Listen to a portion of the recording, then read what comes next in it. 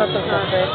Ed era Quick Step anche per Roberto Linda, Ernest Sara, Claudia, Sergio Letizia. Pericoloso.